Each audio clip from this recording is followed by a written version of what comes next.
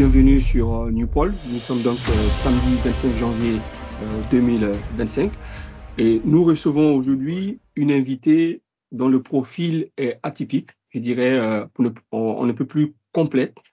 Et c'est justement pour son profil et la particularité de son profil que je reçois aujourd'hui cette personnalité africaine assez importante et très importante aussi pour la Côte d'Ivoire et notamment pour le parti du président Laurent Gbagbo, baptisé aujourd'hui PPACI, Parti des peuples africains Côte d'Ivoire.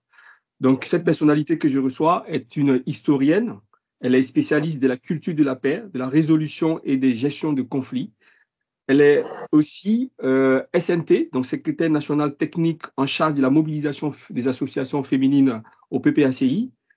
Elle est aussi la présidente du mouvement 2 millions de filles pour Laurent Gbagbo. Elle est la présidente de la commission féminine ouest africaine du mouvement fédéraliste panafricain, dénommé MFPA. Elle est membre du comité international Joseph Kizerbo. Donc Joseph Kizerbo, c'était un historien burkinabé d'origine qui est décédé, africain, qui a écrit un très beau livre d'ailleurs que j'ai eu l'occasion de lire aussi. Pour l'Afrique et sa diaspora, et comité qui regroupe des historiens dont elle fait partie, les intellectuels, elle est intellectuelle en Afrique et sa diaspora du monde entier. Elle est militante, c'est l'une des raisons pour laquelle aussi j'ai tenu à ce côté de son profil que j'ai tenu à l'inviter. Elle est militante panafricaniste, nkrumahiste, partageant la vision pour l'unité africaine, partisan de la création des États-Unis d'Afrique. Et elle participe régulièrement à plusieurs rencontres internationales de décisions sur le panafricanisme avec des personnalités comme Jerry Rawlings, Joachim Chissano, Eden Kojo et Cheikh Tidiane Gadio, qui était ancien ministre des Affaires étrangères du Sénégal. Et surtout, elle est titulaire d'une thèse unique pour l'obtention du doctorat qu'elle a obtenu brillamment d'ailleurs à la chaire UNESCO de l'Université Félix Houphouët-Boigny d'Abidjan. Et sa thèse porte sur la question du multilatéralisme africain et la résolution des conflits à travers le rôle de l'Union africaine dans les conflits ivoiriens et libyens de 2011. Mesdames et messieurs, nous accueillons aujourd'hui la docteure Florentine Payet. Merci de l'opportunité que vous m'offrez d'intervenir sur votre chaîne de télévision Newpol. Alors, voilà, donc nous avons eu l'occasion de nous rencontrer la semaine dernière à Paris-Nord, alors que vous venez de Washington, donc des États-Unis. Et j'ai été, peut-être vous ne l'avez pas remarqué, mais dans la foule, j'étais la personne qui prenait le plus de notes dans ce que vous disiez, tellement ce que vous disiez était important. Et puis je me suis dit, il faudrait que je vous ai en interview. Donc je vous remercie aussi de nous accorder cette interview-là. Mais à Paris-Nord, lorsque vous écoutiez, vous avez dit que Laurent Gbagbo a dit « un militant, c'est un militaire ». Je voudrais commencer par cette petite phrase qui m'avait accroché. Pour vous, comment expliquez-vous cette phrase du président Laurent Gbagbo? Merci, merci bien, M. Boumard. En fait, la phrase « un militant est un militaire » traduit une vision engagée et une discipline dans l'action politique, mais aussi et surtout une loyauté et un esprit de sacrifice. Pour le président Laurent Gbagbo considère que le militant doit être prêt à se battre et à se sacrifier pour la cause du parti avec courage et abnégation. Et aussi, cela signifie qu'il faut, dans un premier temps, affronter les obstacles et être persécuté sans fléchir, mettre l'intérêt collectif au-dessus des ambitions personnelles.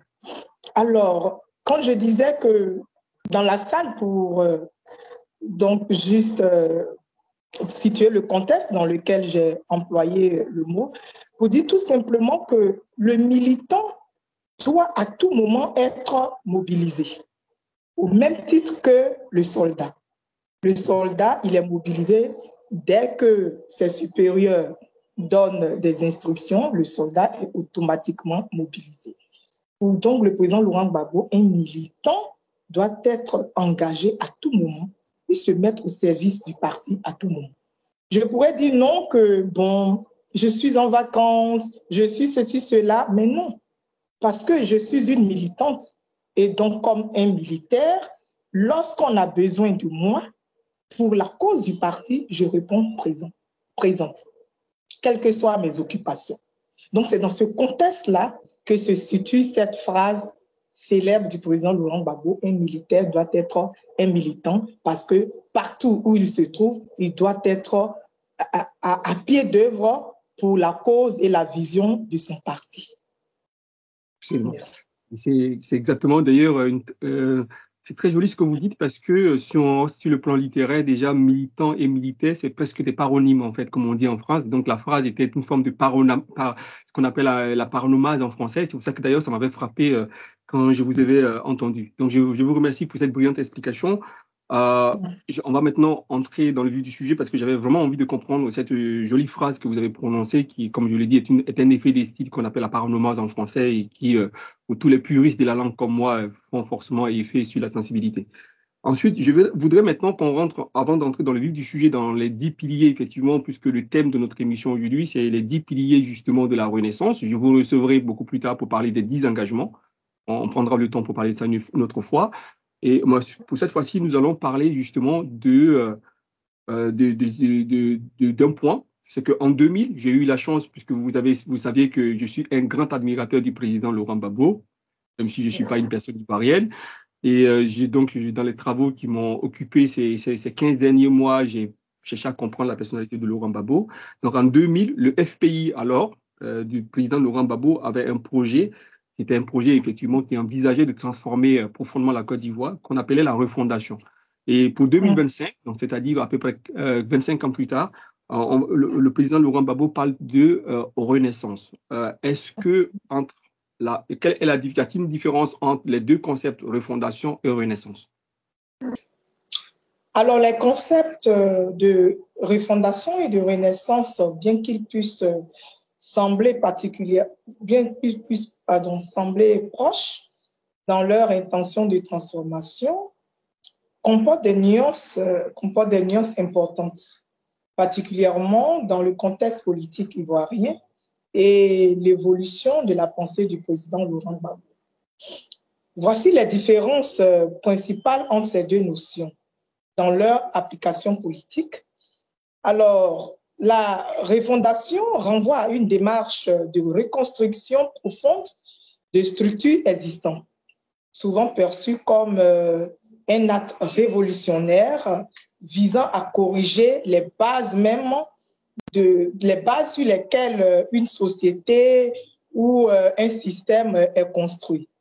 Alors, dans le programme du Front populaire ivoirien, en 2000, le président Laurent Gbagbo, à son arrivée au pouvoir, ce programme donc visait une transformation profonde des institutions de la Côte d'Ivoire. Cela impliquait donc une réforme de l'État, de l'économie et de la société pour poser les bases d'un nouvel ordre politique. Alors, donc, il s'est agi de corriger les déséquilibres hérités donc des précédents régimes, avec un accent sur la justice sociale, la démocratisation et une gestion beaucoup plus équitable des ressources. Donc, on pourrait donc dire que la refondation est donc tournée vers le changement structurel, parfois radical, pour bâtir un nouvel édifice à partir des échecs ou des limites du passé. Quant à la Renaissance, c'est plutôt un concept qui évoque davantage une idée de réveil, de renouveau spirituel, culturel ou moral. Contrairement à la refondation, elle ne part pas forcément d'une table rase, mais d'une réactivation des forces vives et d'un retour aux sources pour projeter un avenir meilleur. Ah oui. Donc, la Renaissance prônée par le PPACI veut donc transcender les blessures du passé, notamment les crises politiques et sociales qu'a traversé la Côte d'Ivoire. Un peu à l'image du président qui est parti, qui est revenu. Voilà. Donc, ce concept insiste sur la réconciliation nationale et aussi comme j'aime bien l'imager, le retour, quand le président Laurent Gbagbo partait à La Haye, tout le monde pour le commun, pour l'opinion publique, il était fini. C'était fini du président Gbagbo. Mais le président Laurent Gbagbo a été acquitté, lavé de toute souillure et jugé donc non coupable et a regagné la Côte d'Ivoire. Et donc, le président Laurent Gbagbo est aujourd'hui au centre de la politique ivoirienne.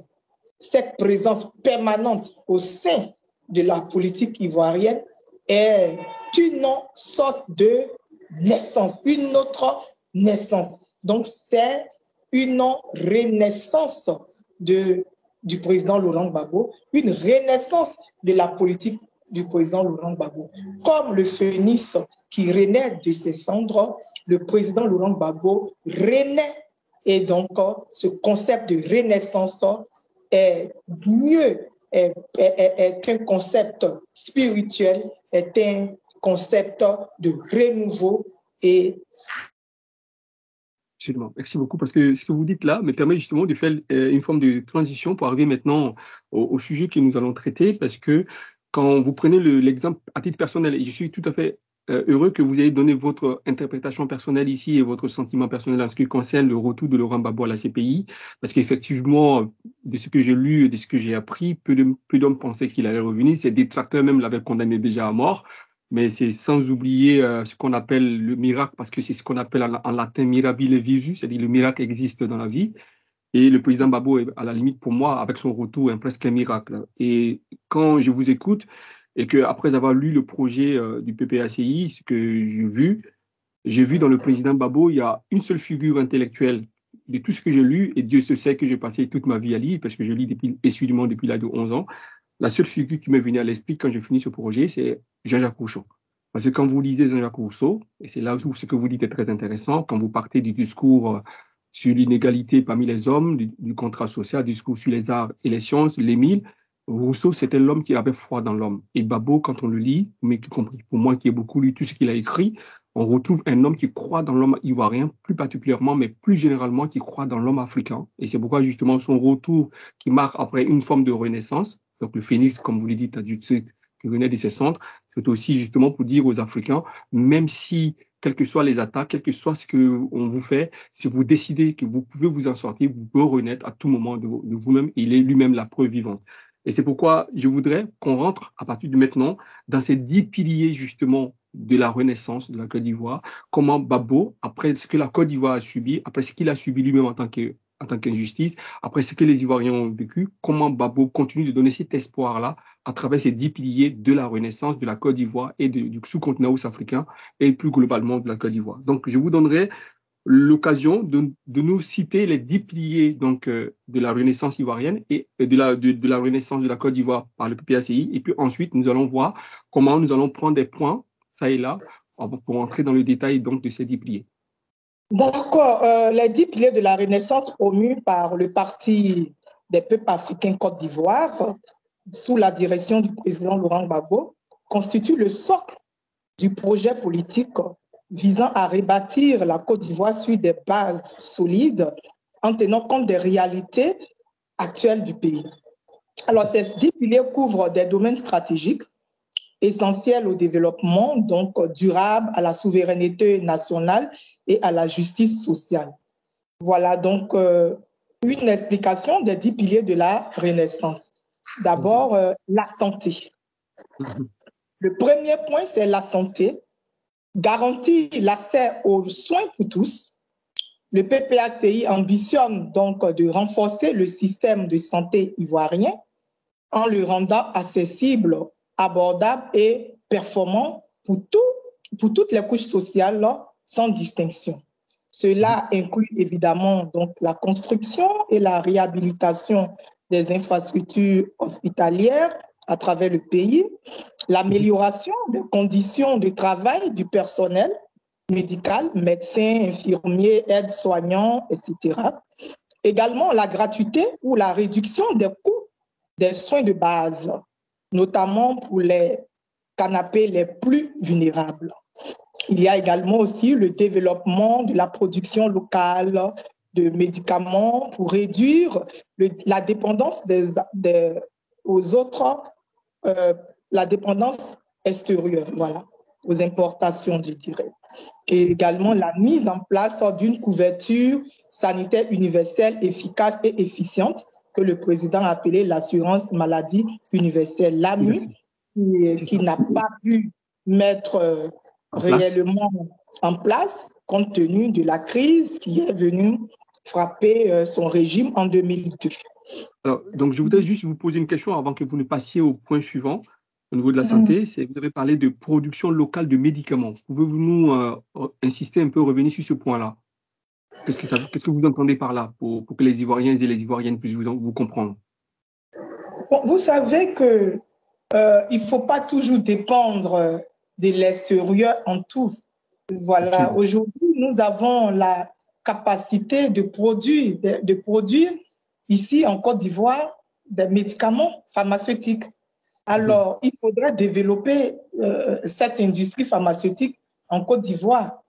Voilà, aujourd'hui, même nous voyons les praticiens qui sont aujourd'hui des personnes qui guérissent des maladies qui ne peuvent même pas être guéries à l'hôpital. Pourquoi ne pas mettre tout ceci ensemble et puis donner une bonne visibilité de la santé ou bien de l'industrie pharmaceutique en Côte d'Ivoire et en Afrique? C'est possible. Et c'est pour ça que le président Laurent Gbagbo, dans l'un des piliers, pense qu'au niveau de la santé, il faut donc accompagner l'installation des industries pharmaceutiques. C'est très ambitieux. Alors, un dernier point sur ce point-là qui est très intéressant aussi, c'est par rapport à ce que vous avez appelé l'assurance maladie universelle, l'AMU. Moi, j'ai eu l'occasion de voir le projet du président Gbagbo en 2000.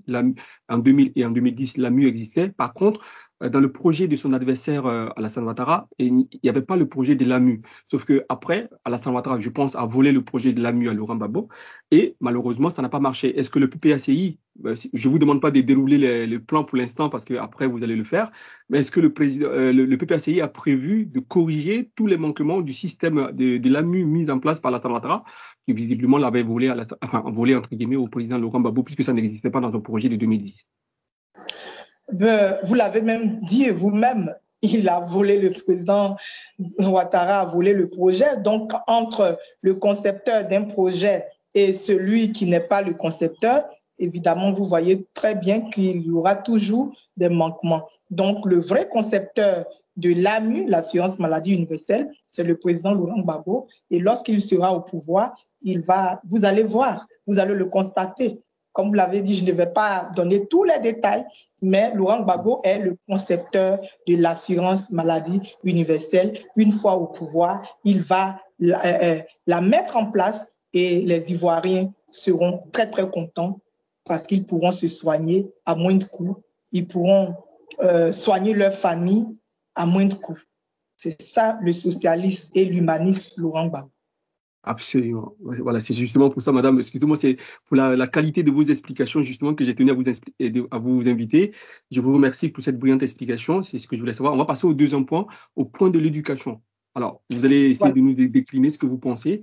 Mais, madame, avant que vous n'expliquiez ce que vous avez pensé, moi, je vais vous donner un sentiment personnel, parce que j'ai trouvé le point sur l'éducation absolument révolutionnaire. J'ai beaucoup adoré, notamment le premier point. Après, je vous laisse le temps de décliner tout le reste. Il s'est marqué une école qui forme d'abord le citoyen, conscient de ses responsabilités envers la nation et l'État, envers la nation et l'État avant l'intellectuel. Et ça, c'est tout à fait révolutionnaire pour une raison très simple, parce qu'avec ça, le président Laurent Gbagbo rompt avec l'école traditionnelle. Pourquoi? Et c'est pourquoi d'ailleurs, moi je suis un des grands admirateurs de Laurent Gbagbo, pour que, vous savez que l'école que nous avons, l'école à laquelle moi je suis allé, à laquelle mes enfants iront et vos enfants et vous-même êtes partis, c'est une école qui date des années 1830-1840, au moment de l'essor industriel dans l'Est américain. Donc il fallait former des travailleurs pour répondre aux besoins industriels.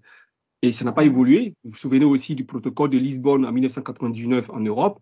On disait qu'il fallait 90% des travailleurs et seulement 10% de cadres. Donc, en fait, l'école n'était pas faite pour former des citoyens responsables envers leur État, qui portent des idéaux avec une telle responsabilité. C'est une école qui a été faite juste pour fabriquer des ouvriers et des travailleurs.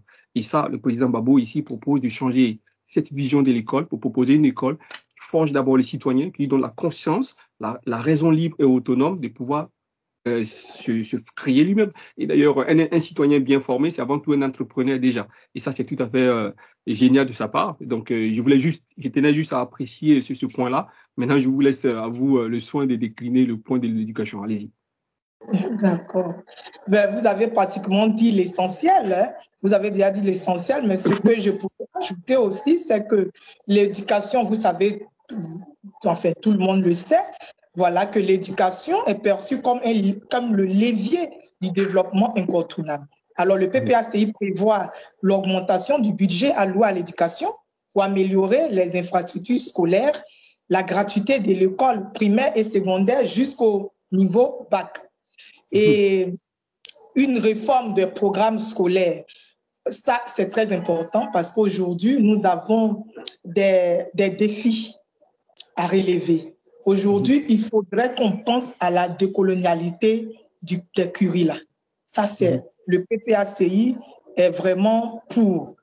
Parce qu'aujourd'hui, on enseigne, c'est bien d'enseigner l'histoire des autres peuples, occidentaux, tout et tout, mais qu'est-ce qu'un jeune écolier ou un élève africain aussi sait de l'Afrique? C'est ça. Il faudrait aujourd'hui qu'on enseigne dans nos différentes, dans les formations, dans les curricula, il faudrait qu'aujourd'hui qu'on enseigne l'histoire de l'Afrique, l'histoire des personnalités africaines. Et ça, c'est important. Aujourd'hui, le PPACI est dans une vision panafricaniste et il est très important pour le PPACI de mettre en place une école qui parle de l'Afrique, bien qu'on parlera des autres systèmes peut-être économiques, bien on parlera d'autres choses, d'autres pays, mais il faudrait mettre l'accent aussi sur l'Afrique.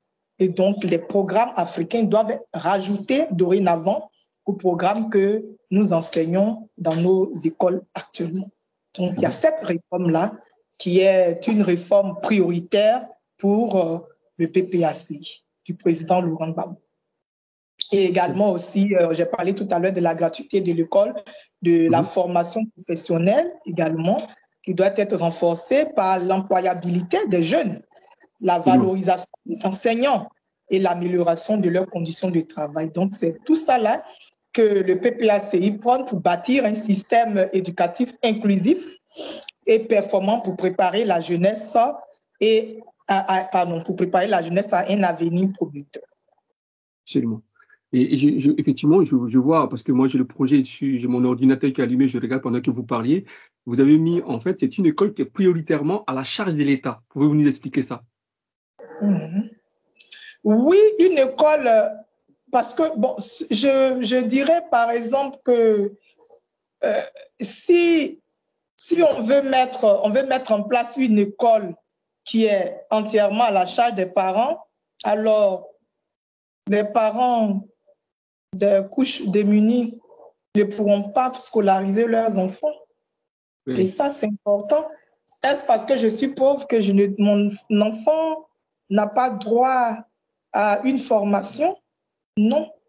Et donc, le PPACI, qui est un parti qui repose sur le socialisme et l'humanisme de son leader, pense vraiment qu'il faut que l'école repose sur l'État. C'est important. Oui. Alors, j'avais une dernière question sur l'éducation avant de parler, parce qu'il y a un point dans votre projet, je l'ai sur mon ordinateur devant moi, ne vous inquiétez pas, c'était marqué « Une école qui donne une place de choix à la jeune fille ». Moi, je voudrais donner un exemple précis aujourd'hui. Je sais que le gouvernement Ouattara compte à peu près 50 ministres environ, si je prends en compte les ministres gouverneurs. On reviendra sur la décentralisation sur ce point-là, je vous poserai la question là-dessus. Et sur les 50 ministres à peu près, je pense que le gouvernement Ouattara doit avoir à peu près 6 femmes comme ministres. Alors que si je prends le gouvernement AFI 1 en 2000, il y avait 23 ministres pour 6 femmes, je crois, si je ne me trompe pas. Est-ce que imaginons que le président Gbagbo est élu président, on peut considérer que dans le but de continuer justement à donner envie aux jeunes filles et aux jeunes femmes de poursuivre des études, est-ce qu'on peut espérer effectivement que les femmes soient mises en valeur encore beaucoup plus dans le gouvernement de Gbagbo puisqu'elles ne sont mises en valeur dans le gouvernement de Ouattara actuellement? Le président Laurent Gbagbo est celui-là même qui, depuis l'opposition, prenait vraiment 30% des femmes dans les instances du parti. Pour lui, la femme doit être au centre. La femme doit participer activement à la vie politique. Et pour l'encourager, il faudrait nommer ou promouvoir les femmes à des postes de responsabilité pour encourager celles qui ont peur d'entrer en politique, d'avoir le courage d'entrer en politique. Donc le président Laurent Gbagbo est celui-là même qui est l'auteur, ou bien je dirais le concepteur, voilà, de 30% des femmes dans les instances politiques. Aujourd'hui, le président Ouattara a repris en compte ce projet du président Laurent Gbagbo, mais comme vous venez de le dire, est-ce que c'est appliqué réellement quand on voit le nombre de femmes dans le gouvernement de Ouattara? Alors, ce que je pourrais dire, c'est que le président Laurent Gbagbo, même dans les instances, et lorsqu'il était au pouvoir, on a vu pour la première fois une femme première vice-présidente de l'Assemblée nationale. Alors, le président Laurent Gbagbo et la promotion des femmes, c'est un parfait accord. Et donc, quand le président Laurent Gbagbo sera au pouvoir, les femmes auront leur mot à dire, les femmes seront nommées à des postes de responsabilité, les femmes participeront activement à la vie de l'État. Voilà. En tout cas, à titre personnel, je peux vous dire, votre projet d'éducation, il est tout à fait révolutionnaire. C'est une vraie rupture et ce point-là, je ne peux qu'être admiratif. On va passer donc au point suivant. Je pense que c'est le point sur le logement. C'est le troisième point c'est le troisième pilier donc de la Renaissance, c'est le logement. Face à l'impunité, la justice. Pour les Ivoiriens, pour les Français et pour tous ceux et celles qui ont vécu en Côte d'Ivoire de 2000 à 2011 et ont été victimes du complot contre Gbagbo et les Ivoiriens. La Côte d'Ivoire a été marquée par des violences qui ont laissé des blessures profondes. Des crimes graves restent impunis. L'impunité nourrit la violence. Pour construire un avenir de paix et de réconciliation en Côte d'Ivoire, la justice doit être rendue. Face à l'échec de la Cour pénale internationale, CPI, qui n'a pas pris en compte les acteurs étrangers qui ont participé du malheur des Ivoiriens, des Français et autres, nous demandons la création d'un tribunal pénal international. Ce TPI vise à apporter une véritable réponse juridique à tous les crimes commis en Côte d'Ivoire entre 2000 et 2011, peu importe la nationalité de leurs auteurs. Pour la justice, la vérité, les réparations et pour une réconciliation vraie des Ivoiriens, signons la pétition, elle est totalement gratuite. Votre signature est une voie pour la justice. Agissez maintenant. Alors, j'ai cru comprendre. Ma question, elle est toute simple. Je sais qu'il y a une crise de logement en Côte d'Ivoire. J'ai lu des articles concernant ce sujet-là quand j'ai préparé cette émission avec vous. Sans rentrer, j'ai pas envie de critiquer parce qu'on me dira que je critique le régime Ouattara, ce qui n'est pas le cas. Mais on sait beaucoup qu'il y a beaucoup de sans-abri en Côte d'Ivoire, notamment dans le district d'Abidjan. Et le PPACI compte construire au moins 100 logements par an. Donc, si on suppose que durant les 5 années demandées, le mandat unique demandé par le président Gbagbo, on sera, au terme de son mandat, à 500 000 logements construits. Est-ce que ces 500 000 logements seront construits uniquement? Comment ça sera réparti à travers les territoires ivoiriens? Bon, d'abord, il y a effectivement une crise de logement en Côte d'Ivoire. Je voulais rebondir un peu Allez-y. sur cette question. Parce qu'aujourd'hui, on a vu des Ivoiriens dormir dans des cimetières alors qu'ils sont vivants. Parce que ils ont vu leur logement détruit, voilà, déguerpi, sans même trouver une solution. C'était des projets qui devraient avoir lieu sous le président Laurent Gbagbo.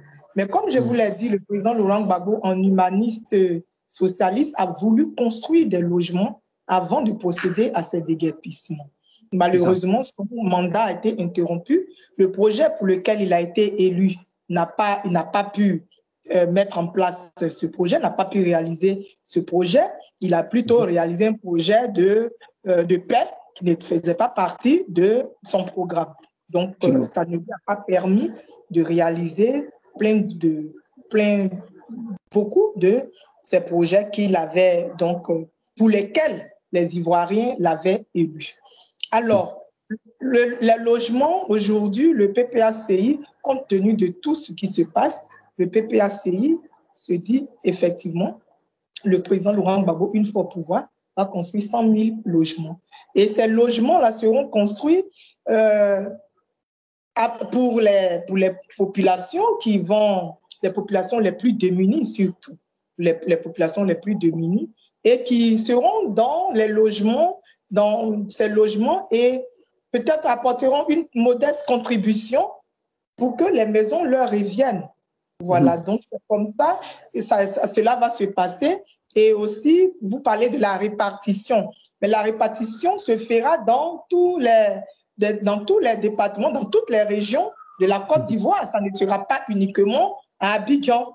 Voilà, Abidjan est la capitale économique, mais il y a plusieurs autres régions. Et dans chaque région, ces logements seront construits. Au moment opportun, je pense que tout cela sera su, dans la réalisation, dans la matérialisation de ce projet-là.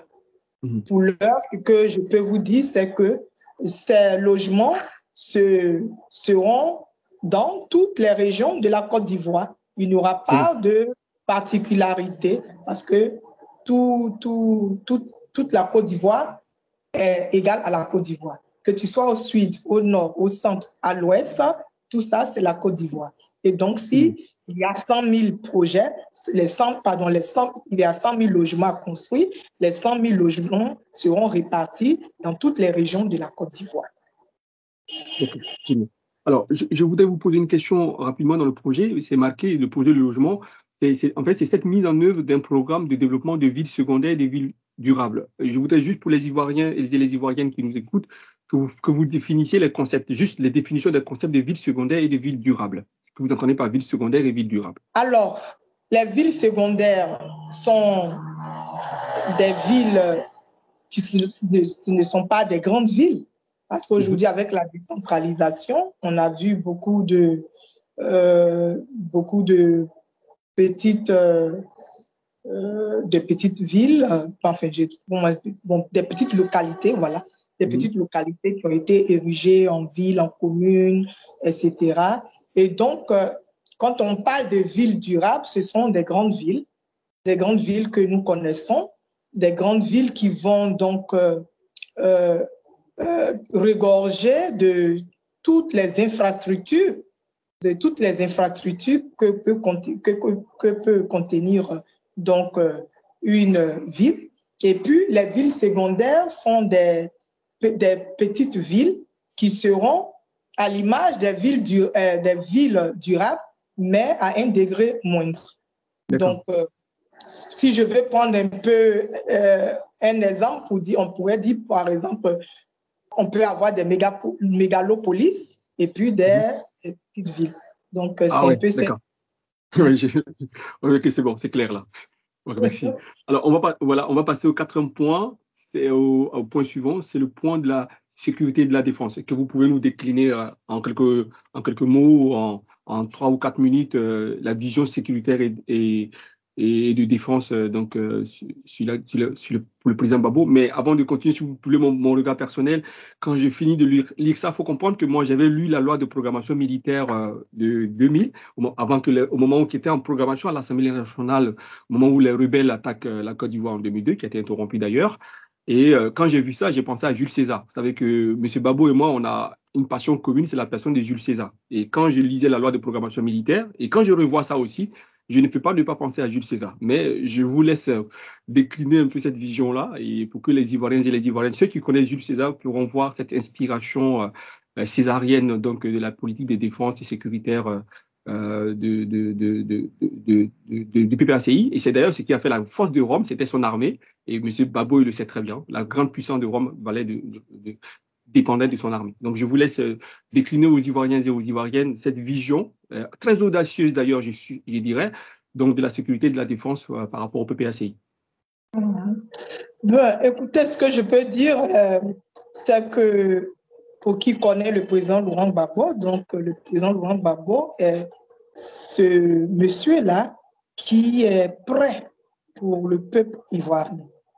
Il est prêt pour le peuple ivoirien et il est prêt pour le bien-être du peuple ivoirien. Donc tout ce qui concourt au bien-être du peuple ivoirien touche évidemment le président Laurent Gbagbo. Alors, le président Laurent Gbagbo et le PPACI s'engagent à renforcer les dispositifs de sécurité pour protéger les citoyens contre les menaces internationales. Alors, la professionnalisation des forces de défense et de sécurité également, la lutte contre le grand banditisme et l'insécurité dans les zones urbaines et rurales, et la coopération régionale pour lutter contre le terrorisme et le crime organisé. Donc, il y a tout ça que le président Laurent Gbagbo met en place pour garantir un climat de paix et de sécurité propice au développement économique et social de la Côte d'Ivoire. J'ai un petit point. Quand j'ai commencé de travailler sur la Côte d'Ivoire, que je connaissais au début très mal, mais que j'ai approfondi beaucoup plus tard, j'étais tombé sur un journal burkinabé qui avait parlé de ce qu'on appelle le rattrapage ethnique du président Ouattara, qui justement voulait promouvoir les gens de son, entre guillemets, ethnie, qui finalement a fait qu'il a installé un système de ségrégation à la tête de la Côte d'Ivoire, ce qui n'est pas le cas de Laurent Gbagbo, malgré les mensonges de Michel de Bonnecorse, parce que j'ai eu le temps de vérifier que Michel de Bonnecorse a énormément menti sur le président Laurent Gbagbo. Mais en fait, je vois que dans son projet, d'ailleurs, on voit une armée qui sera à l'image de la Côte d'Ivoire. Donc, il dit, et dans un des points qui est marqué ici, vous me direz votre commentaire rapidement, on passerait là-dessus, c'est marqué l'armée doit être le creuset de l'unité nationale et cesser d'être une armée tribale et clanique. Quel commentaire vous faites de ça? Alors, aujourd'hui, en Côte d'Ivoire, on parle de rattrapage ethnique. Oui. Et il y a ce qu'on dirait même un excès de l'ethnicisme en Côte d'Ivoire.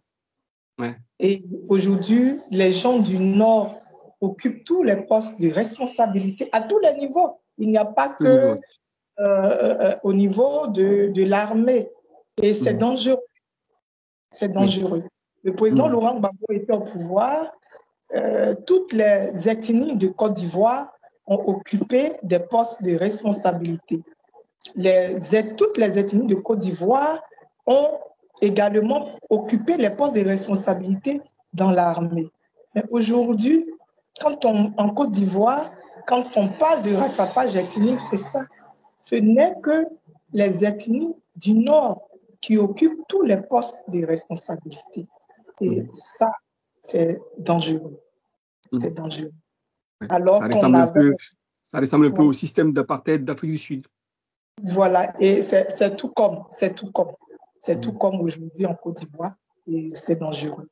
Parce que les gens du Nord, nous avons tous, moi, je le dis, peut-être les gens ne le savent pas, c'est vrai que je suis de l'Ouest, mais j'ai ma grand-mère qui est du Nord.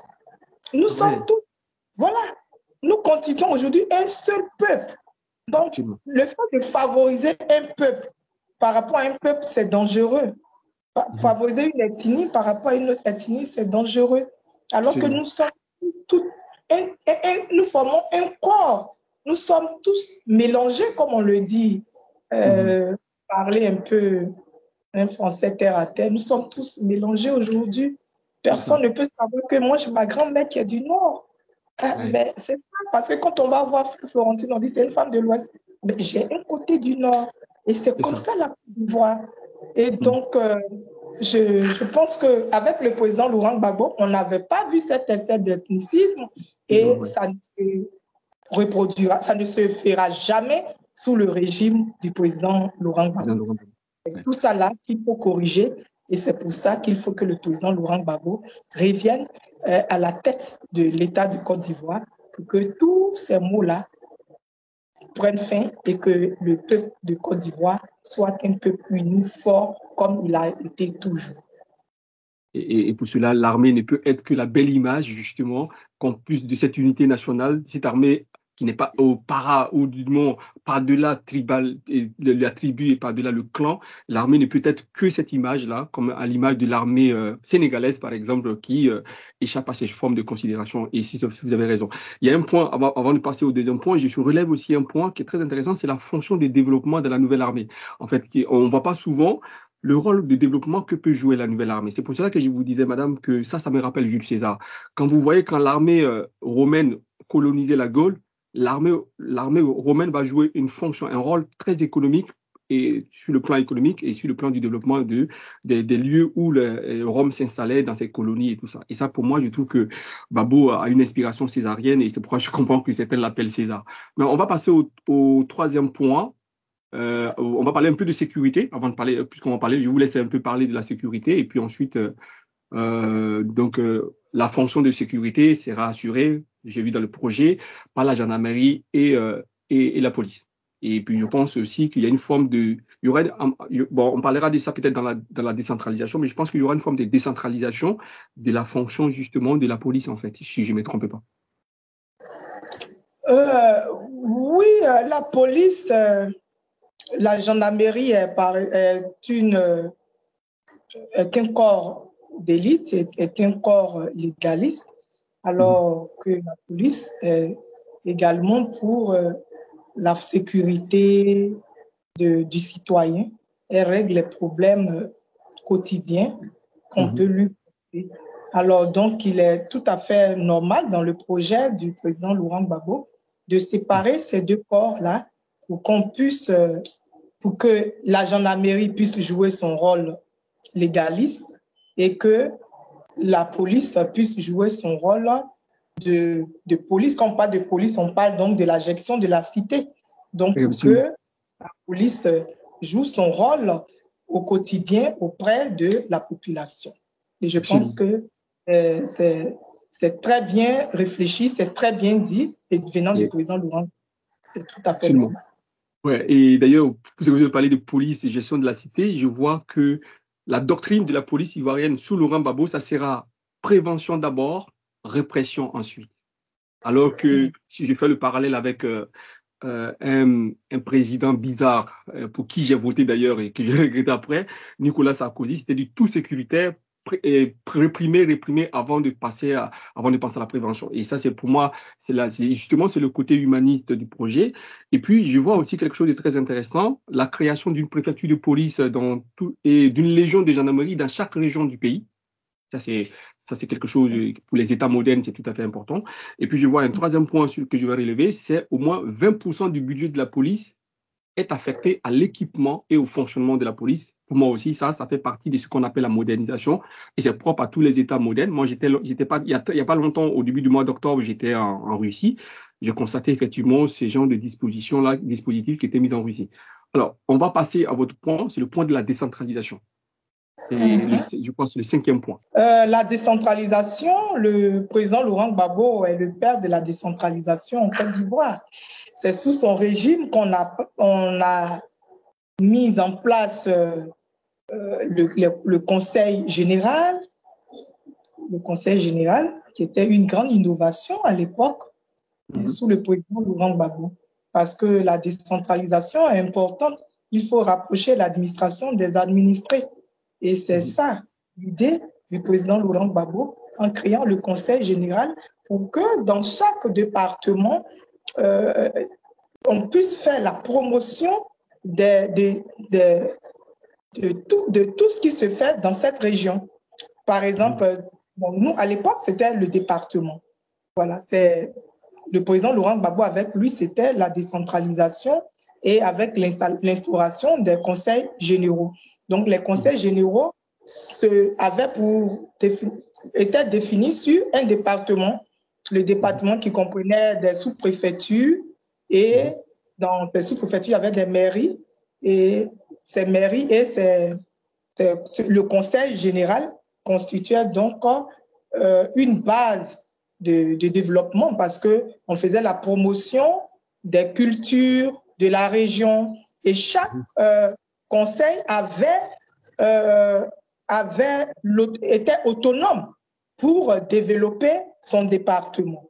Chaque conseil avait un budget pour pouvoir développer ce département. Donc, c'était comme le dit le nom, une décentralisation effective, un transfert donc de compétences de l'État à ces entités décentralisées là pour qu'elles puissent développer, procéder donc au développement local. Donc, si chaque département, avec à leur tête les présidents des conseils généraux, faisait donc le développement local, on va voir que dans l'ensemble du pays, il y aura donc un développement sans précédent. C'était ça l'idée du président Laurent Gbagbo. Et quand il va revenir au pouvoir, c'était une belle réussite d'ailleurs, mais qui n'a pas continué parce qu'il n'est pas là pour le moment. Mais quand il reviendra au pouvoir également, on va remettre l'accent sur les conseils généraux. Voilà, parce qu'il faut commencer déjà par les conseils généraux avant d'arriver aux conseils régionaux, qui est encore plus vaste. Et aujourd'hui, avec les conseils régionaux, je dirais même qu'il y a un échec des conseils régionaux parce que tous les départements ne bénéficient pas du conseil régional. Il y a des départements qui sont défavorisés au détriment d'autres départements. Or, quand c'est le conseil général, chaque département, avec son président, procède donc au développement de son département.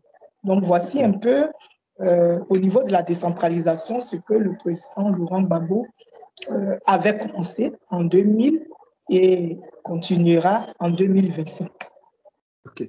J'avais un point, c'est le premier point d'ailleurs sur le point de la décentralisation, parce qu'il y a des mesures absolument de rupture avec. Je pense que si ce projet de décentralisation de Gbagbo se met en place, s'il est élu, je pense que ça fera oublier tout ce que M. Ouattara a fait, ou du moins c'est l'antithèse de ce que M. Ouattara a fait. Par exemple, je prends la communalisation complète du pays. En fait, parce que si je comprends bien, j'espère que vous pouvez faire un commentaire là-dessus, il y a l'impression qu'il y a une double statut des citoyens ivoiriens. Il y a ceux qu'on appelle les citoyens communaux et les citoyens non communaux. Donc, en procédant à la communalisation complète de la Côte d'Ivoire, ce double standard-là, ou ce double statut sera supprimé complètement. Est-ce que vous pourrez nous faire un commentaire là-dessus? Oui, le président Laurent Gbagbo, lors de son premier mandat, avait effectivement prôné la communalisation du pays. Pour lui, dans chaque sous-préfecture, il devrait avoir une commune. Et il avait signé des décrets pour communaliser plusieurs sous-préfectures. Malheureusement, après 2011, toutes ces communes qui avaient été créées par le président Laurent Gbagbo ont été annulées. Ont été annulées. Alors qu'aujourd'hui, vous voyez en France, même il y a dans chaque entité, il y a chaque localité, on parle de commune, mais ça contribue au développement. Donc, le président Laurent Gbagbo entend renforcer la gouvernance locale. Et c'est pour ça qu'il avait donc prôné, il avait mis en place cette communalisation de la Côte d'Ivoire. Une fois au pouvoir également, il va continuer dans ce sens-là, parce que la gouvernance locale est la meilleure solution pour pouvoir développer le pays. Et justement, quand j'ai vu la communalisation, ça m'a fait penser à ce qu'on appelle au Venezuela las comunas, qui a mis finalement, dans le temps, avec la révolution bolivarienne, a fini par ce qu'on appelle les autogouvernements locaux. Si vous appelez le gouvernement, la gouvernance locale, c'est exactement ce qu'on appelle les autogouvernements locaux au Venezuela, qui marchent très très bien d'ailleurs et qui permet aux communes indigènes, donc aux communes de base, de lutter contre le blocus américain. Et ça, c'est vraiment tout à fait génial de la part du président Gbagbo. Vous avez parlé, il y a un autre point sur lequel je voudrais qu'on insiste là-dessus, auprès des Ivoiriens et des Ivoiriennes, c'est la diminution et le recalibrage des conseils régionaux autour des régions effectivement viables par rapport aux missions qui leur seront attribuées. Donc, le PPACI prévoit maximum 10 régions. Actuellement, en Côte d'Ivoire, combien de régions on a? 31 régions. 31. Actuellement, Et le PPACI veut passer de 31 à 10 régions. Oui, nous allons avoir 10 régions. Le PPACI projette d'avoir 10 régions, mais ces 10 régions vont avoir des subdivisions internes. Et comme je l'ai dit tout à l'heure, on parle des conseils généraux.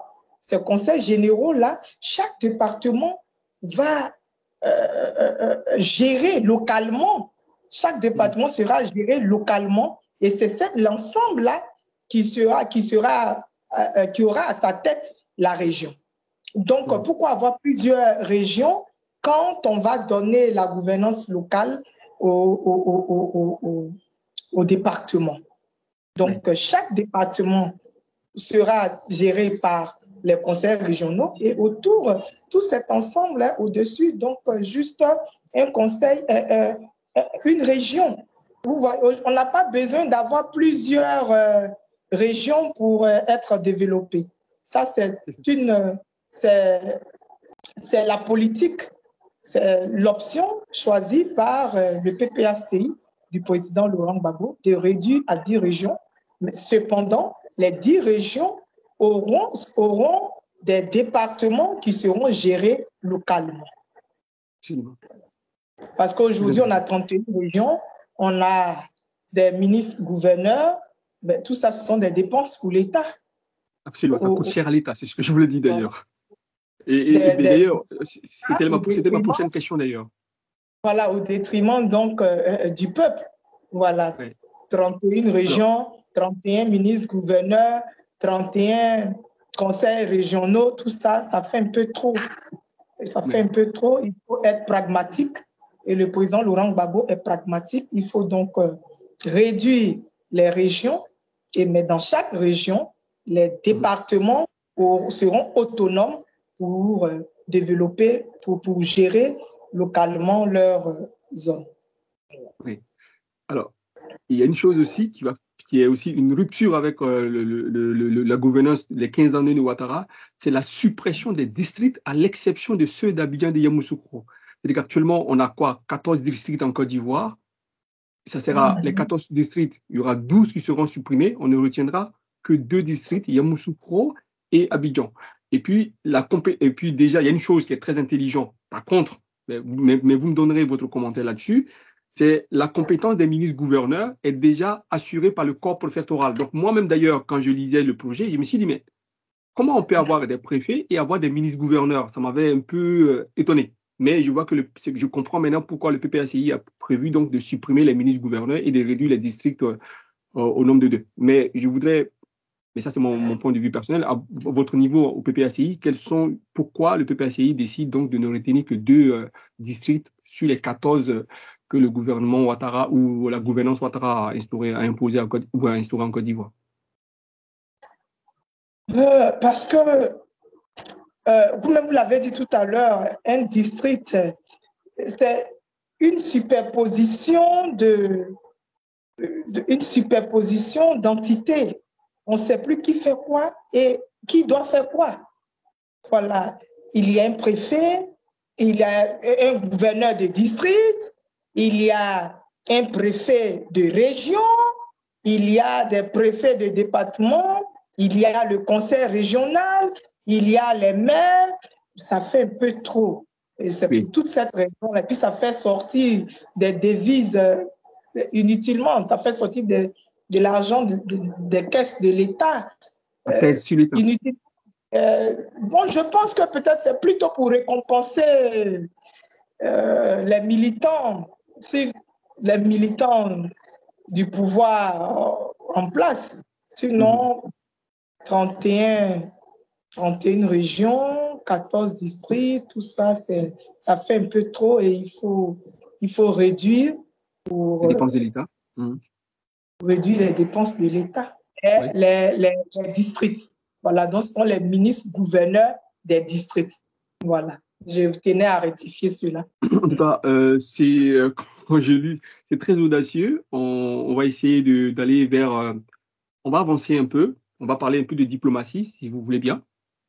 Donc, est-ce que vous pouvez, je vous laisse décliner un peu la vision de la diplomatie du PPACI. Alors, la diplomatie, le PPACI veut repositionner la Côte d'Ivoire sur l'échiquier mondial avec une diplomatie souveraine et proactive. Voilà, en priorisant donc la coopération sud-sud avec les pays africains et émergents, rééquilibrer également les relations avec les puissances occidentales sur la base de partenariats gagnant-gagnant. Défendre également les intérêts de la diaspora ivoirienne à l'étranger et renforcer la présence de la Côte d'Ivoire dans les organisations internationales. En clair, le PPACI entend promouvoir une diplomatie de souveraineté et de coopération équitable. C'est ça l'essentiel du projet au niveau de la diplomatie. Alors, je voudrais, si vous me permettez, faire la balance entre la diplomatie, parce que j'y vois une relation entre la diplomatie et la décentralisation. C'est, par exemple, ce qu'on pourrait appeler l'immigration en Côte d'Ivoire. On sait que la Côte d'Ivoire, traditionnellement, est un pays d'immigration.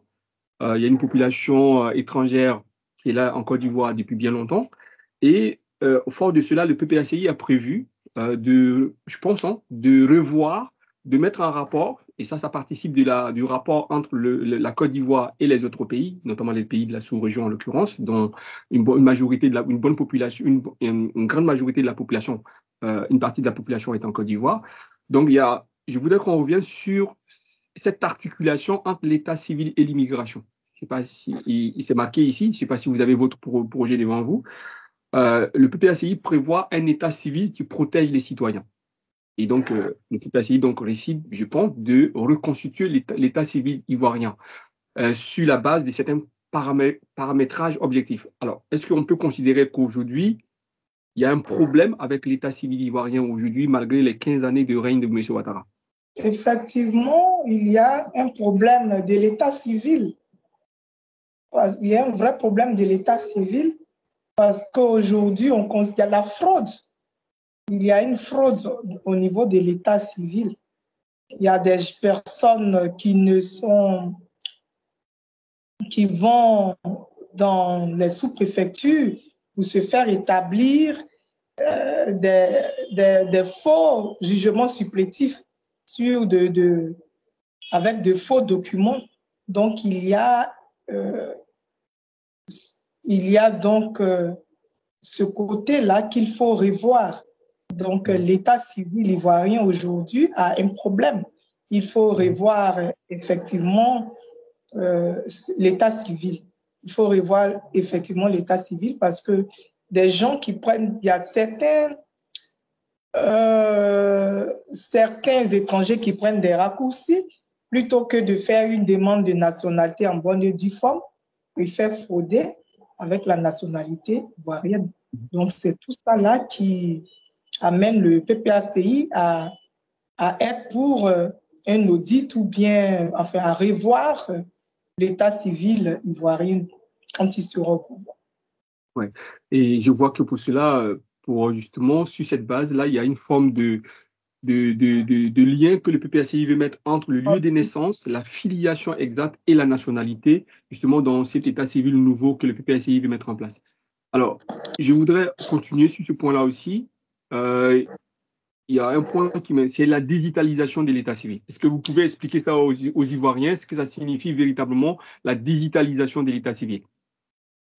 Nous sommes à l'ère de la numérisation, nous sommes à l'ère de l'Internet. Donc aujourd'hui, c'est pour, comme pas de digitalisation de l'état civil, c'est aujourd'hui pour d'enregistrer automatiquement les naissances, de procéder à la numérisation des naissances pour ne plus qu'il y ait de la fraude. Alors, on reviendra à un autre point de cette articulation entre diplomatie et décentralisation, c'est l'intégration de la population étrangère et la politique d'immigration en Côte d'Ivoire. Alors, sur ce point-là, le PPACI va proposer aux Ivoiriens un référendum. Et c'est marqué, je vais vous lire pour que vous voyez si vous pouvez me faire un commentaire là-dessus. C'est proposer un référendum pour intégrer les non-nationaux selon la loi ivoirienne, mais qui vivent eux-mêmes ou leurs descendants depuis 25 ans au moins. Est-ce que vous pouvez faire un commentaire autour de ce point? Aujourd'hui, concernant la décentralisation, je pense que les étrangers contribuent.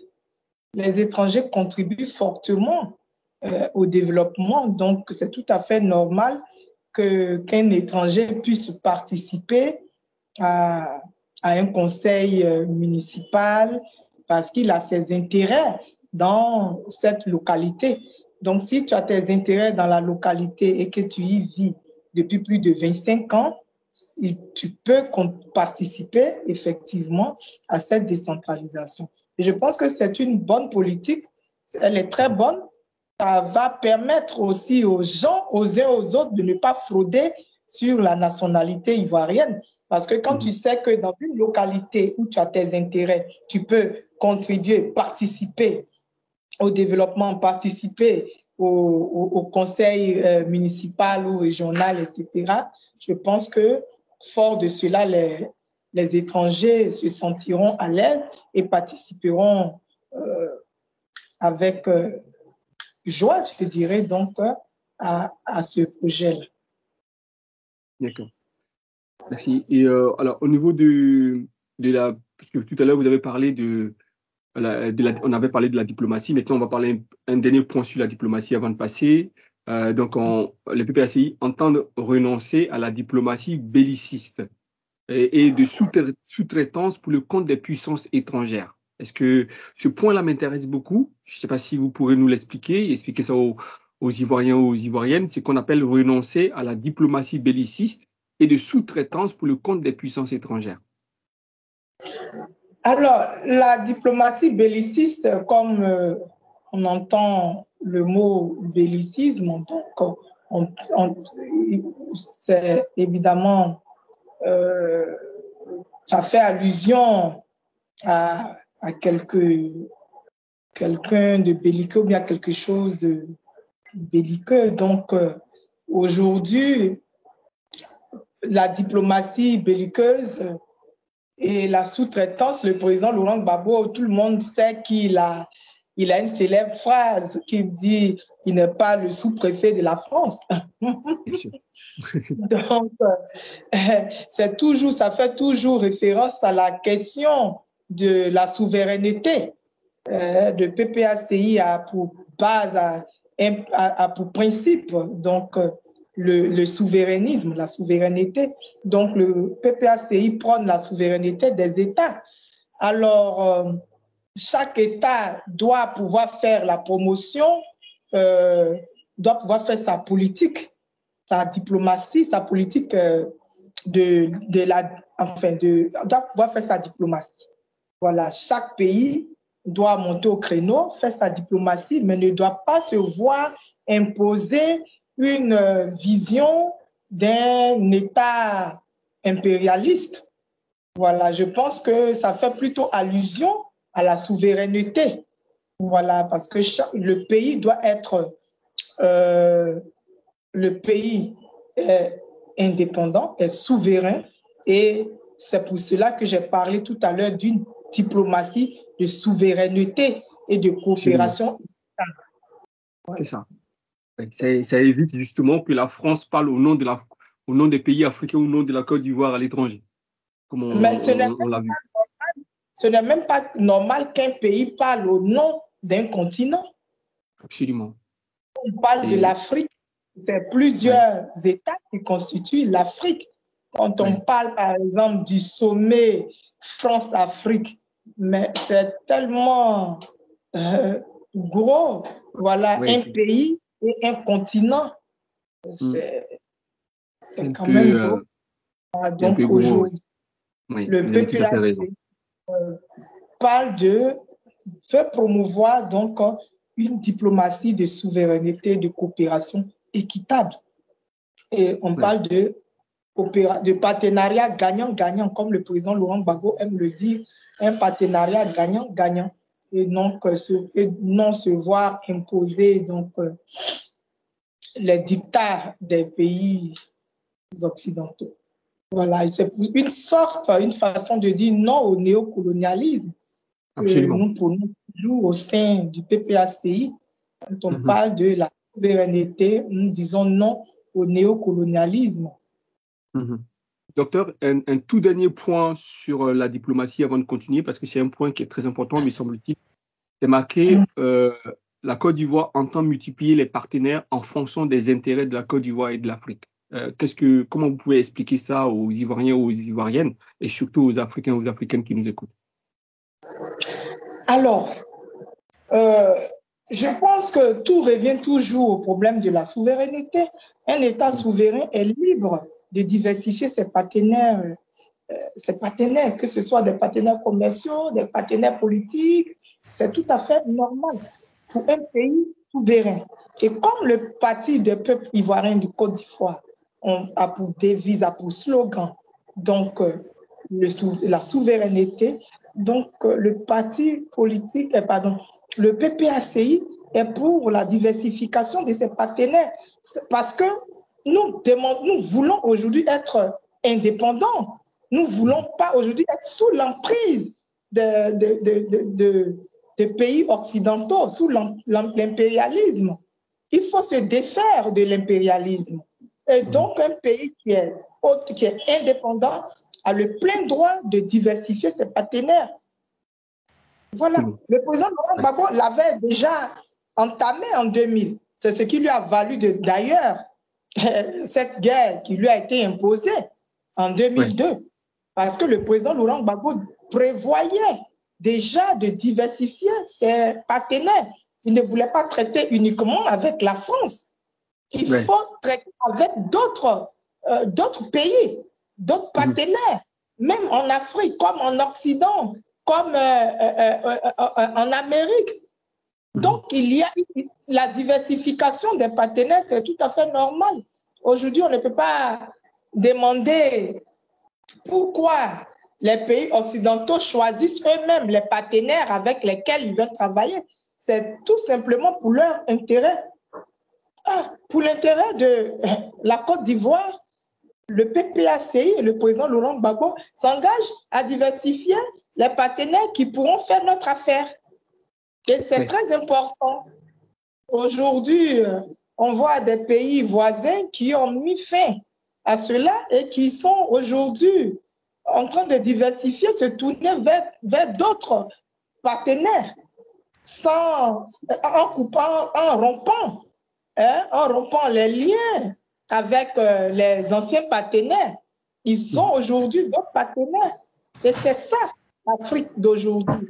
On doit être capable de nous tourner vers d'autres partenaires qui nous arrangent, pour l'intérêt du pays. Il faut se tourner vers les partenaires qui peuvent faire notre affaire. Et ça, comme les BRICS, par exemple. Comme le Venezuela aussi, par exemple, qui est un pays qui monte en force.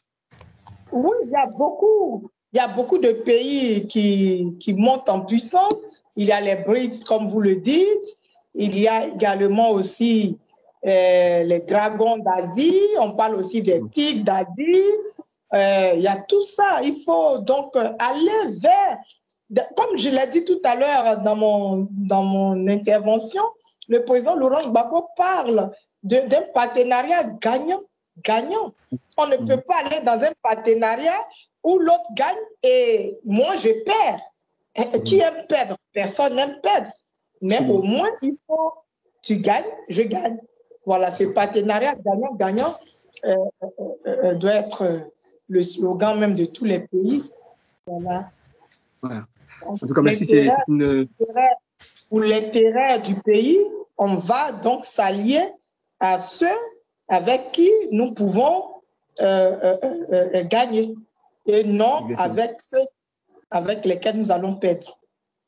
Alors, quand je vous écoute, oui, c'est ça, c'est une très belle réponse. Parce que quand vous me parlez automatiquement, ça me fait penser à un ami que je connais qui vit aux États-Unis. Il me disait, il est enseignant en Philadelphie, il me disait que l'avenir du monde appartient aux hommes de couleur, excusez-moi l'expression homme de couleur, aux hommes de couleur, aux femmes. Et quand je vous écoute, je pense effectivement Ce sont des discours qui, pour moi, portent à la fois une foi, et qui montrent aussi la détermination des peuples du Sud, entre guillemets, de dire maintenant c'est l'heure des peuples du Sud. Et c'est le discours que vous portez qui est dans ce sens-là. Donc, on va passer au dernier point. Pour moi aussi, quelque chose qui m'a marqué, et je me permettrai mon commentaire personnel avant de vous laisser le soin de nous expliquer, c'est au niveau de l'emploi et de la lutte contre le chômage. Et à partir de là, le PCACI a décidé de s'appuyer sur l'agriculture. Alors, il faut dire que quand je vous avais écouté à Paris, lorsqu'on s'était rencontrés, je n'avais pas tout de suite compris un peu pourquoi, effectivement, pour lutter contre la pauvreté, pour l'emploi, il faut s'appuyer sur l'agriculture. Et puis, sauf que je suis rentré à la maison, j'ai repris mes notes et mes petites notes de lecture en économie, et puis je me suis rendu compte que c'était intelligent de votre part, c'était intelligent de la part du PPACI de vouloir s'appuyer sur l'agriculture. Pourquoi? Parce que le PPACI veut une agriculture réformée qui est pourvoyeuse d'emplois. Qu'est-ce que ça veut dire? Je prends l'exemple simple ça veut dire que forcément, et ça c'est marqué dans votre projet, que le PPACI prévoit ce qu'on appelle une économie agricole. Et sauf que là, ça devient intéressant. On reviendra sur le concept même d'économie agricole qui en soi-même est déjà pourvoyeur d'emplois. Mais ce qui m'a frappé, c'est qu'à l'horizon 2025, ça c'est d'après les données de la Banque mondiale, le monde comptera à peu près 10 milliards d'habitants. Donc 10 milliards de personnes. Et le développement de l'agriculture est l'un des leviers les plus puissants d'après la Banque mondiale pour justement mettre fin à la pauvreté. Et ça, en voulant... Et ça, c'est futuriste. Hein. En fait, ça, c'est vraiment... On voit le PPACI qui est résolument tourné vers l'avenir. Et ça veut dire aussi la mise en place de ce qu'on appelle des économistes agricoles, qui sont des personnes qui vont travailler à fournir les informations économiques, des données et des analyses sur les cultures spécialisées, par exemple, sur les produits laitiers, le bétail et tout, justement. Et ça veut dire qu'on est vraiment au cœur de quelque chose. Effectivement, l'agriculture, vous avez tout à fait raison, bien réformée, peut-être un levier puissant pour l'emploi, pour la lutte contre la pauvreté et pour la lutte contre le chômage. Et sur ce point-là, je pense que vous ne vous trompez pas, surtout quand on sait qu'aujourd'hui qu'on a 4 types d'agriculture. C'est l'agriculture conventionnelle, l'agriculture biologique, l'agriculture durable et l'agriculture raisonnée, qui suppose l'utilisation plus ou moins raisonnée de ce qu'on appelle les produits chimiques. Bon, madame, docteur, excusez-moi, je pense que le PPACI est tourné vers l'avenir, mais ça, c'était pour vous donner mon point de vue à titre personnel en tant qu'observateur. Mais vous, qui êtes au cœur du PPACI, je vous laisse le soin de nous expliquer comment le PPACI entend lutter contre le chômage, entend lutter contre le chômage endémique de la Côte d'Ivoire. Le PPACI compte redonner l'espoir à la jeunesse. Je l'ai dit parce que la Côte d'Ivoire est un pays agricole. L'économie de la Côte d'Ivoire repose sur l'agriculture. Alors, quand on a un pays qui repose sur l'agriculture, donc notre première ressource sont les produits agricoles. Et donc, il faut développer ce secteur. Il faut développer ce secteur et seul le développement de ce secteur-là pourra donc amener à trouver de l'emploi à la jeunesse et leur redonner de l'espoir. Alors, le PPACI prévoit donc d'encourager l'industrialisation pour créer des emplois stables. Et les premières conditions de développement de cette industrialisation se basera effectivement sur les matières premières agricoles.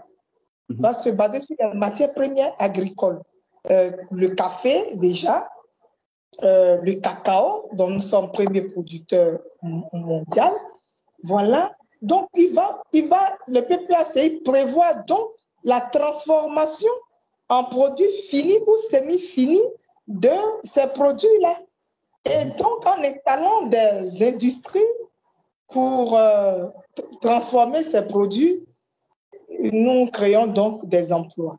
Il y a tout ça que le PPACI donc prévoit, voilà, au niveau de l'agriculture.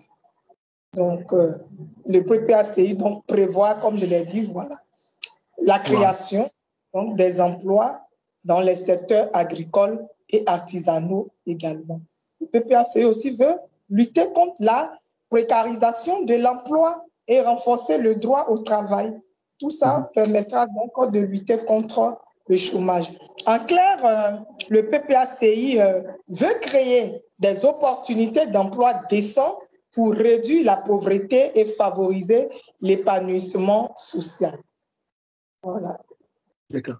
Alors, docteur, il y a quand même quelque chose qui, pour moi, m'a fait penser à des élections présidentielles en France, mais c'est encore plus audacieux. Ce que vous dites, c'est par exemple la valorisation de certains métiers considérés jusqu'ici comme des métiers mineurs.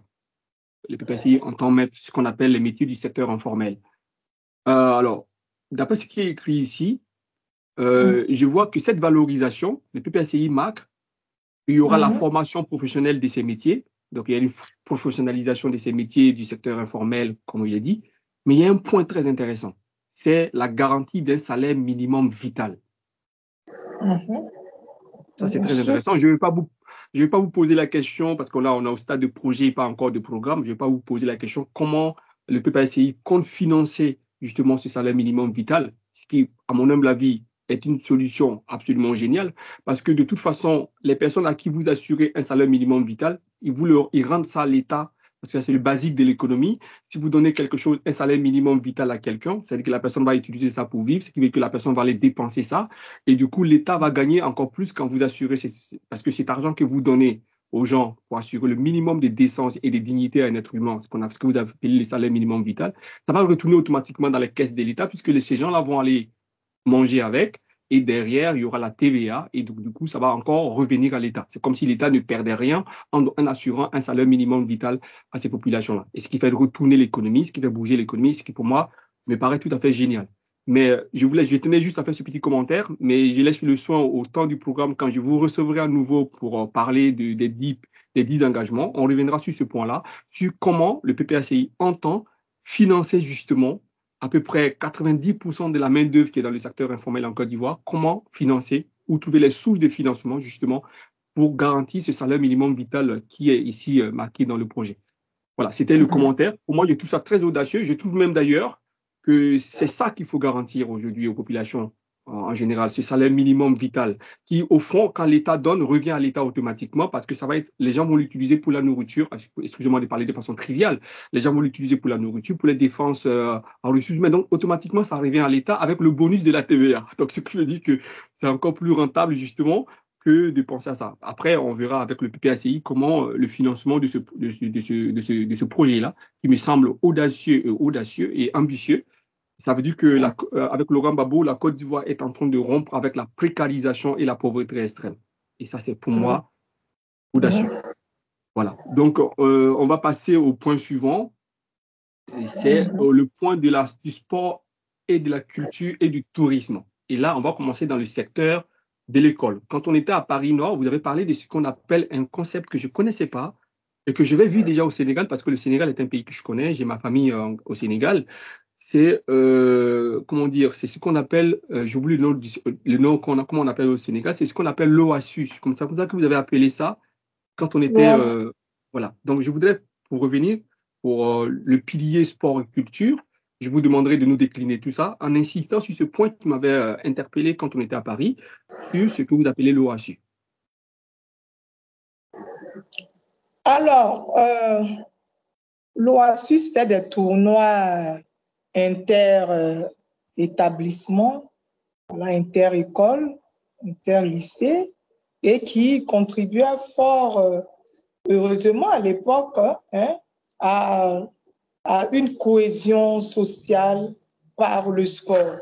Alors, le PPACI, aujourd'hui, donc, veut utiliser ces secteurs comme levier économique également, en plus de constituer donc un levier culturel, mais utiliser également cela comme levier économique également.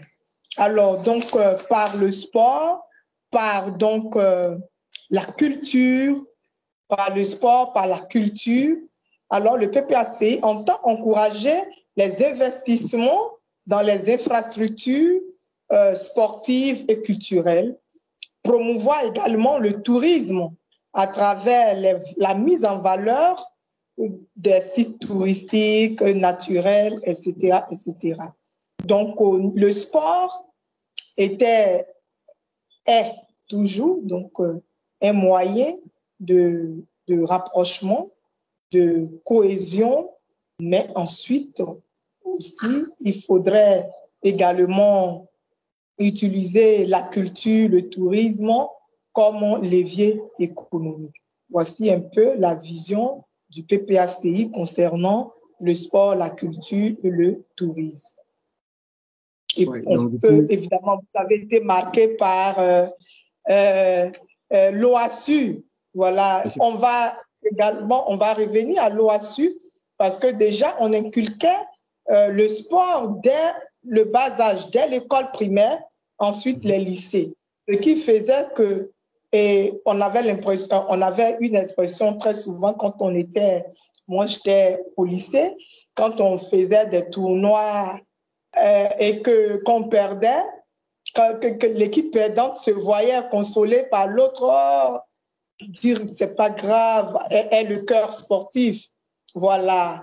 Donc, vous dites de prendre tout en fair play. Si le sport de cette époque-là avait été toujours maintenu, je pense qu'on ne serait pas en train de se tirailler par ces nombreuses crises. Voilà, on prendrait tout en fair play, et on allait résoudre tout autour d'une table plutôt que de prendre les armes comme les autres l'ont fait pour attaquer le régime du président Laurent Gbagbo.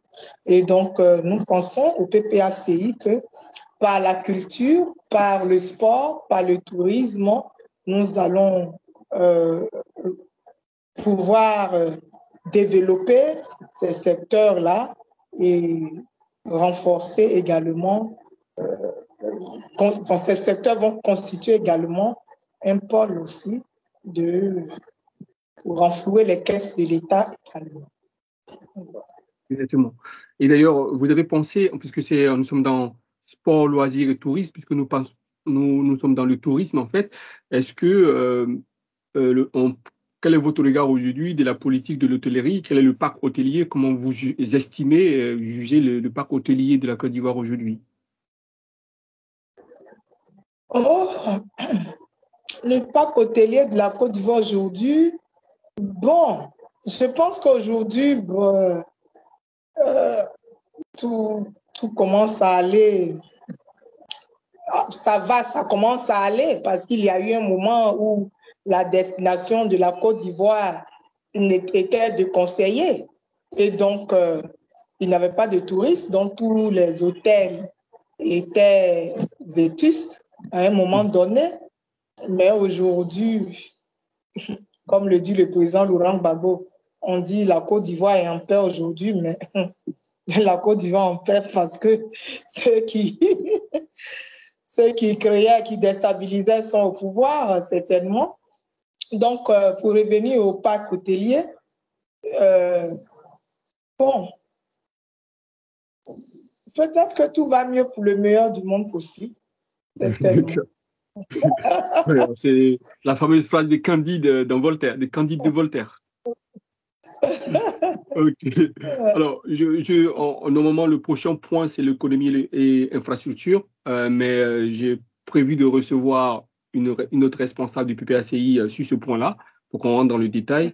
Donc, je ne vais pas vous poser des questions sur ça. Donc, je vais donner rendez-vous à nos téléspectateurs pour justement se retrouver je crois le lundi 27 avec une autre femme qui est responsable du PPACI au niveau de l'Europe, qui pourra revenir sur l'économie et les infrastructures. Donc avec vous, on va sauter le point de l'économie et de l'infrastructure pour aller directement sur un point qui m'intéresse. Et sur ce point-là, j'aimerais bien qu'on aille lentement là-dessus parce que ça va nous permettre justement de revenir sur un certain nombre de points sur lesquels je pense déjà, vous en tant qu'historienne et en tant que vu le profil que vous avez, qu'on pourra nous donner les réponses qu'on veut. C'est l'état de droit et la démocratie.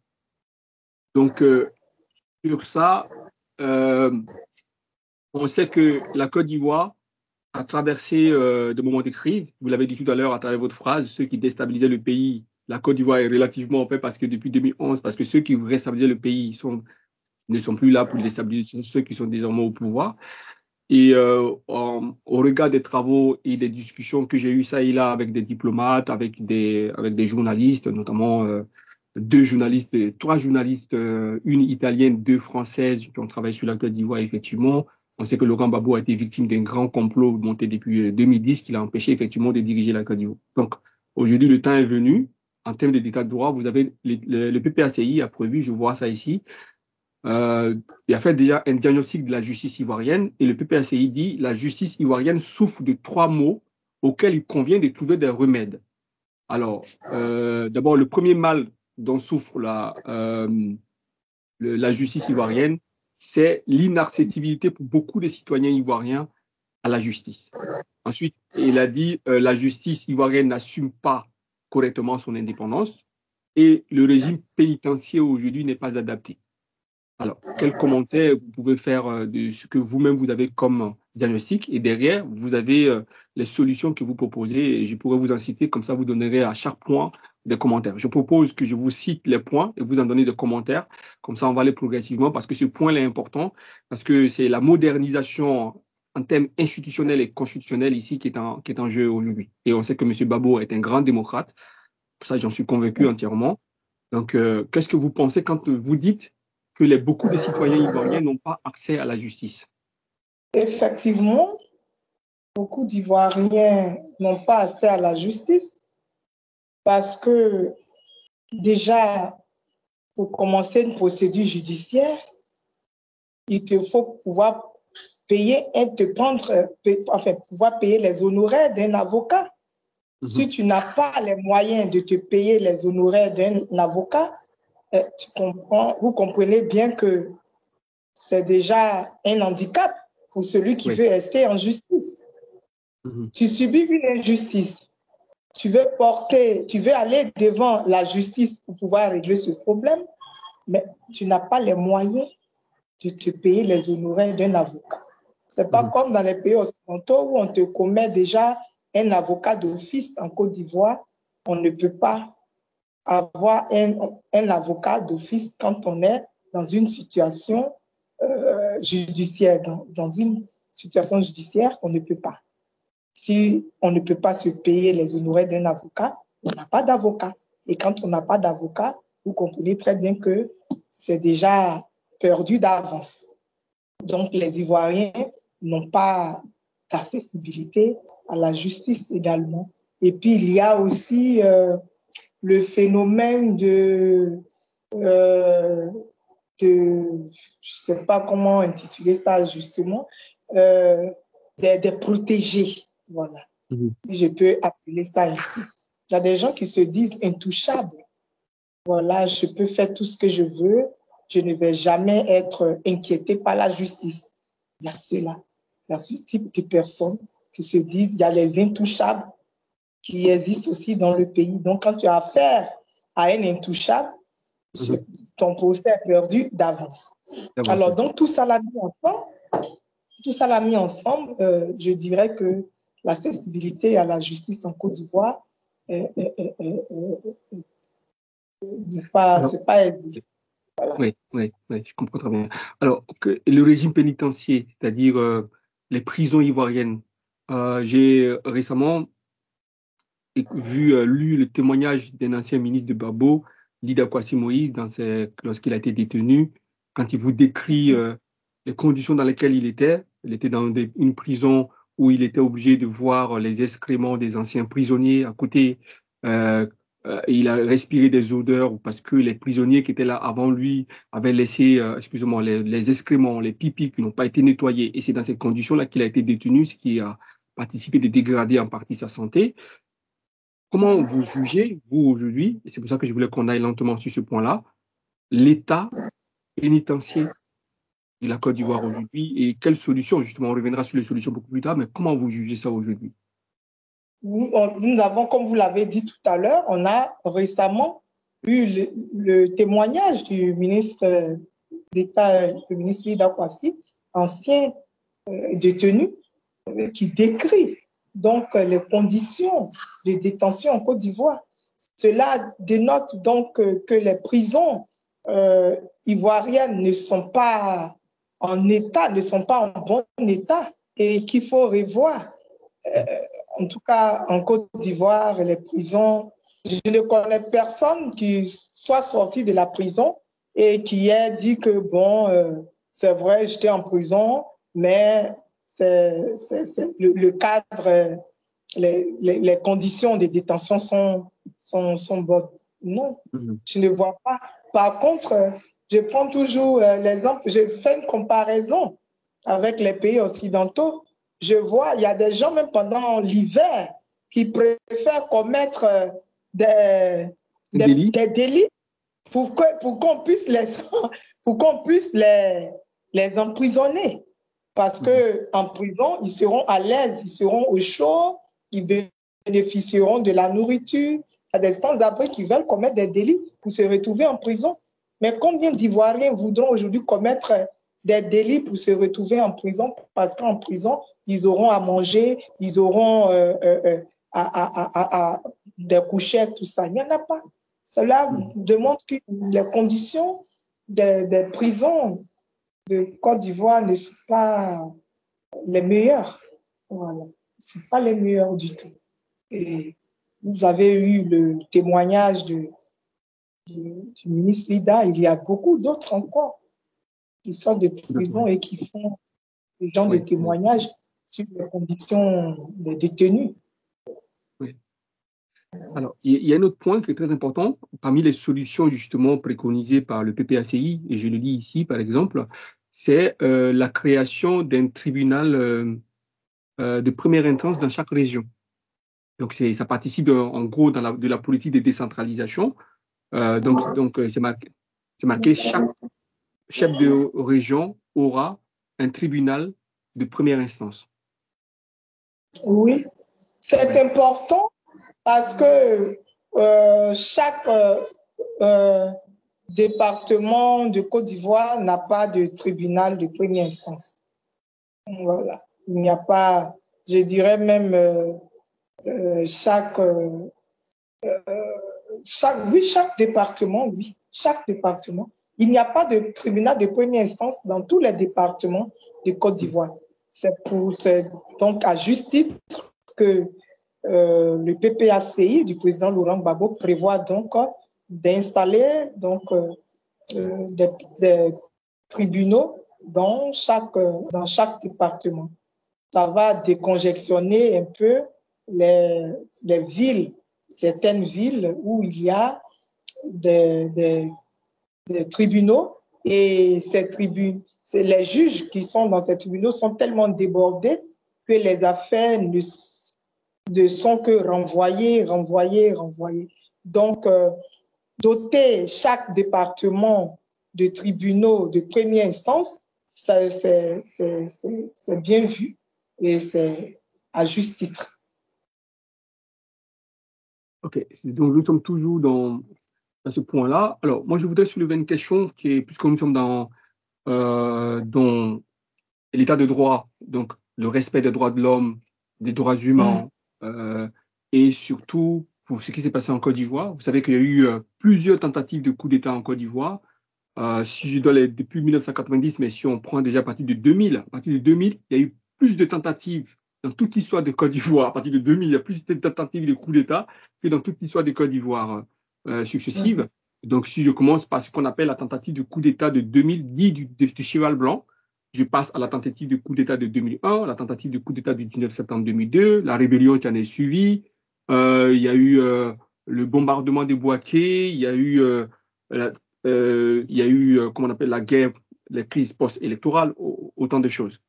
Alors, on a suivi, donc vous avez suivi avec nous le transformement du président Laurent Gbagbo à la CPI. Je voudrais qu'on s'arrête et je vous pose la question. Je voudrais votre réponse à titre personnel, pas forcément en tant que responsable du PPACI, puisque nous sommes dans les droits de l'homme. Le président Gbagbo a été transféré à la CPI, alors qu'on sait que le procureur de la CPI a été, vous connaissez Maître Abiba Touré, elle avait ces documents-là, a été transféré, le procureur de la CPI a été, moi je le dis ouvertement sans crainte, corrompu par Alassane Ouattara.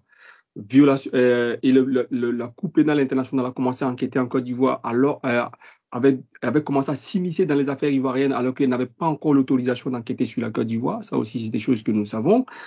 Les conditions de transfèrement de Laurent Gbagbo à la CPI n'obéissent pas aux règles de quoi que ce soit. Il n'y a personne, je crois, en Côte d'Ivoire, ou peut-être même dans le sous-continent ouest africain, je me demande s'il existe un homme qui a subi autant d'injustices que le président Laurent Gbagbo a subi. Moi, ma question, elle est très simple. Et c'est la première des choses. En matière de respect des droits, avant, est-ce que le président Gbagbo entend poursuivre, chercher à comprendre, est-ce qu'il y aura un dispositif juridique, judiciaire qui sera mis en place pour pouvoir comprendre tous ces événements-là avant de passer à la réconciliation? Personnellement, ça, ce n'est pas une réponse en tant que secrétaire national, mais en tant que Florentine Faye, connaissant le président Laurent Gbagbo, c'est un homme qui n'est pas rancunier. Oui. Il n'est pas rancunier, il est celui-là qui a subi le plus d'injustice.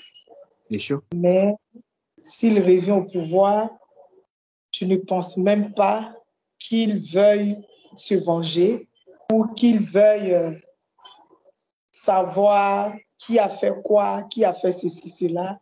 Il va automatiquement procéder à une réconciliation des Ivoiriens et demander qu'on se pardonne tous. Je pense que c'est ma conviction personnelle.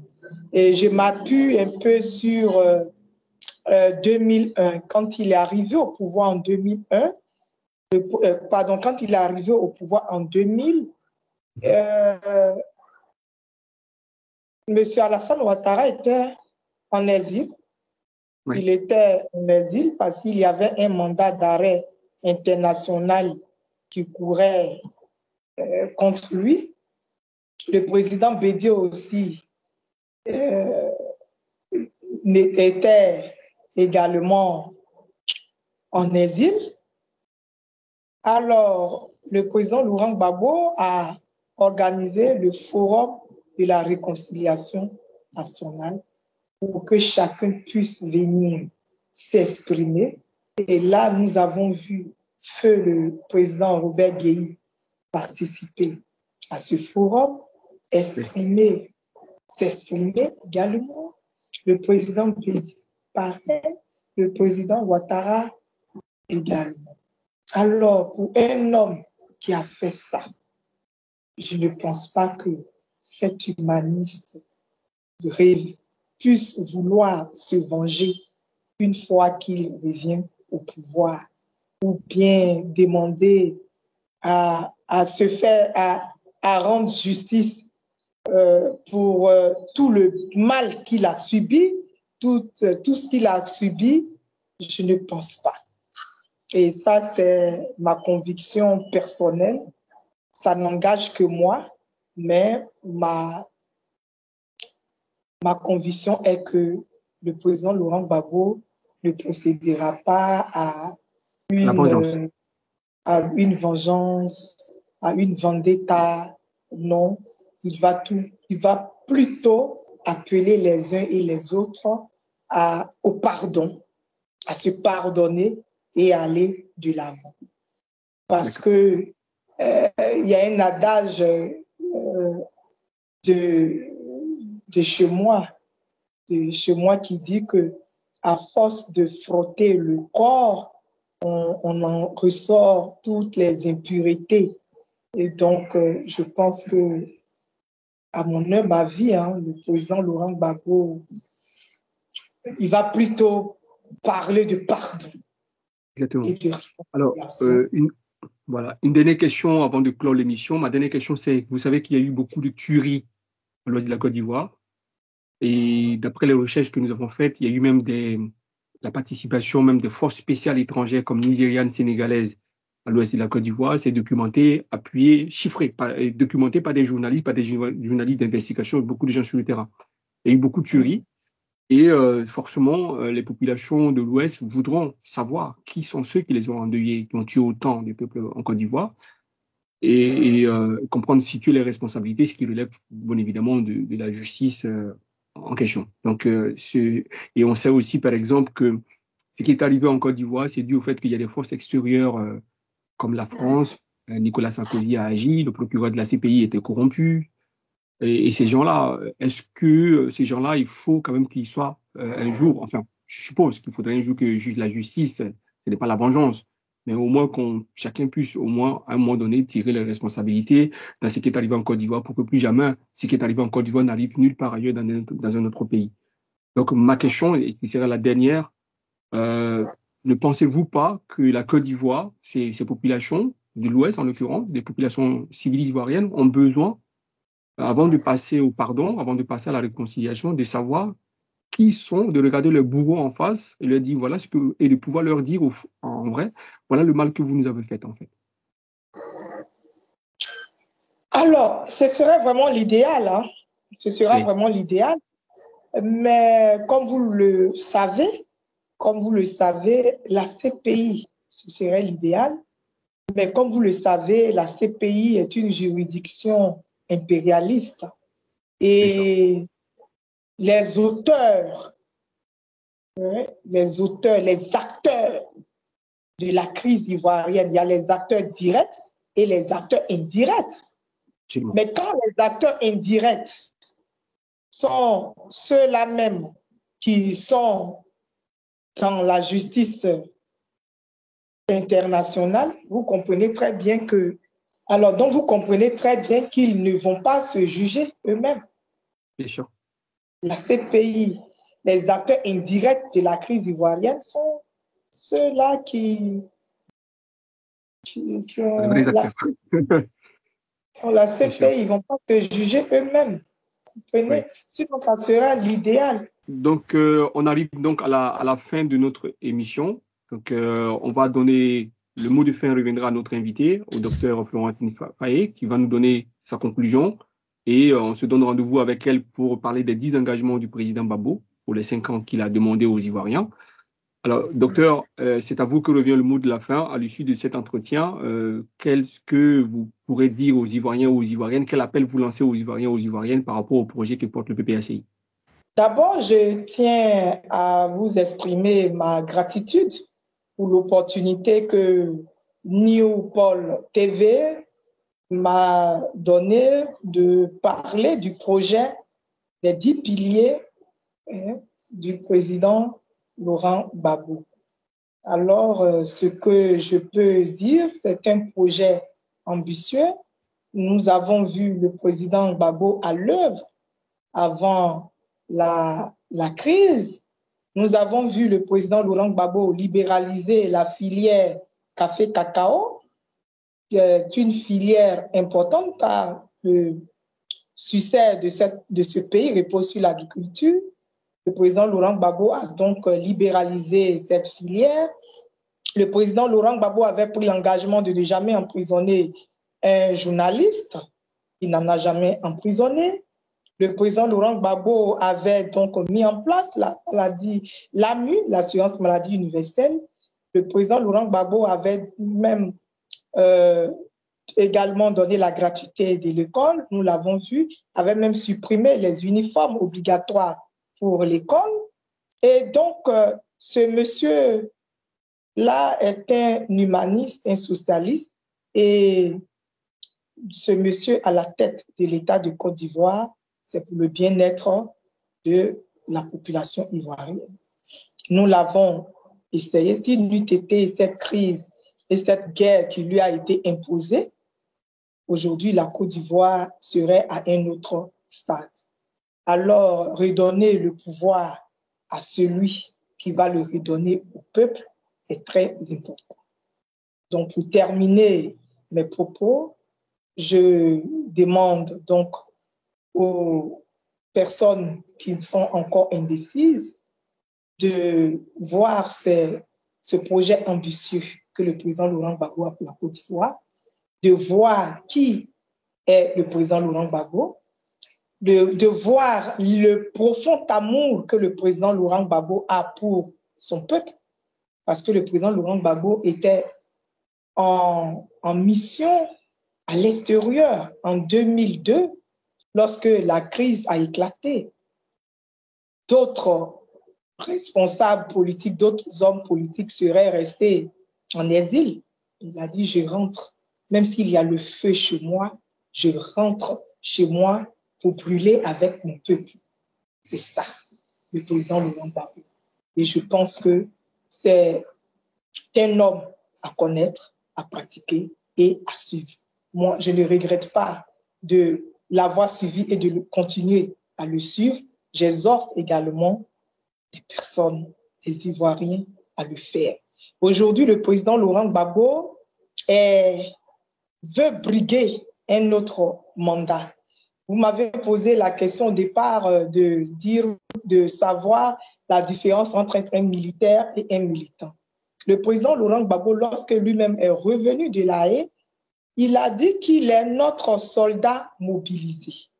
Si lui-même il est un soldat mobilisé, ce n'est pas nous qui sommes de son écurie qui ne serions pas mobilisés. Alors, le président Laurent Gbagbo s'étant constitué comme soldat mobilisé, nous l'avons pris au mot et nous lui avons demandé d'être notre candidat pour 2025. Et comme il est un soldat mobilisé, il a accepté d'être le candidat du PPACI en 2025. C'est le candidat de l'espoir, c'est le candidat de la vie. Alors, nous allons continuer prochainement avec les engagements du président Laurent Gbagbo. Pour ces 10 piliers du président Laurent Gbagbo, je pense que c'est un homme à suivre, c'est un homme à repositionner à la tête de l'État de Côte d'Ivoire pour le bien-être du peuple ivoirien. Je vous remercie. Merci beaucoup, docteur. Sur ces très belles paroles, je vous remercie d'avoir accepté notre invitation. Effectivement, vous l'avez si bien dit, le président Gbagbo est un soldat. Je me souviens qu'en 2004, après le bombardement de Bouaké, alors que les forces françaises se dirigeaient pour le renverser, les Ivoiriens se sont mis là face à ce qui s'est passé. Dans la même année 2004, on avait renversé quelqu'un d'autre en Haïti qui s'appelait le président haïtien à l'époque, qui réclamait simplement que l'argent que la France a soutiré justement à Haïti pour payer son indépendance lui soit restitué, il a été renversé. Cette même tentative a été faite pour renverser Laurent Gbagbo, ça n'a pas marché. C'est pour vous dire à quel point, effectivement, c'est un soldat, c'est un grand soldat en effet. Et je vous remercie, docteur, d'être notre invité de ce soir. Et on se donne rendez-vous justement pour la prochaine émission sur les 10 engagements du président Gbagbo. Et je peux vous assurer que ce projet que j'ai lu moi-même est un projet hautement ambitieux. Et j'avais été ivoirien, je serais allé voter pour ce projet. À très bientôt. Ok. Merci. Voilà. Arnaud, c'est bon. Arnaud, tu peux revenir, on est en off maintenant.